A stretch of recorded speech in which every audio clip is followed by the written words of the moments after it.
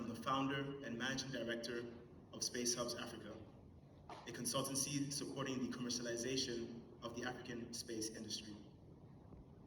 This inaugural edition of the Ghana Space Conference is almost 2 years in the making and was conceived here at the University of Ghana, Legon campus, between myself, a colleague, Dogbeda Azuma, who unfortunately could not make it, and Professor Kluche, the current CEO of the Environmental Protection Authority.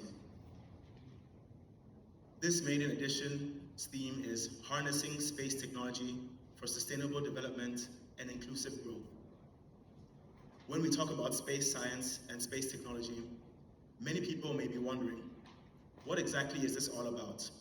And why should Ghana and Ghanaians care? Space usually conjures up images of astronauts, stars, galaxies, and with the main challenges and many challenges facing everyday citizens here in Ghana, it is indeed right to question, why should we be investing money in this when so many people are struggling to put food on your table or make ends meet? In fact, space technologies are critical to our modern life. Many inventions and technologies which we take for granted stem from space science and exploration and its technologies. These include GPS navigation systems, water purification systems, solar cells and panels, Velcro, and weather forecasting.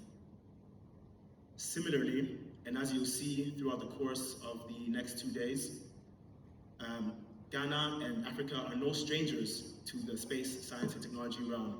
And in fact, we are emerging as a key player in the global arena. This is demonstrated by some of the organizing institutions of this maiden conference. The Ghana Space Science and Technology Institute drives space science research through its centers for radio astronomy and astrophysics, remote sensing and climate, satellite communications and engineering. It also hosts a 32-meter telescope in Kuntunse, which is part of the square kilometer array, and which some of you will be able to see on the third day on Wednesday. Ghanaian engineers at the All Nations University also built the first sub-Saharan African educational satellite, the GhanaSat-1, in 2017. And they continue to support space research with their satellite ground station and the NASA Aeronaut instrument. Similarly, the University of Ghana's Regional Marine Center contributes significantly to marine and coastal management using Earth observation data under the GMES and Africa initiative. With a legacy dating back to 1830s, the Ghana Meteorological Agency has been a pioneer in atmospheric science, incorporating satellite-based forecasting and early warning systems. This conference will demonstrate that Ghana already has capabilities in space, which must be further strengthened and nurtured. We aim to continue raising awareness on space technologies and its impact on sustainable development in Ghana. We also aim to motivate the strengthening of the existing policy framework and to use space as a vehicle to empower youth and women and promote inclusive participation. It is important to recognize that space offers practical and tangible solutions for the problems that we face in our daily life. In addition, we must also be aware of the dual-use nature of space technology.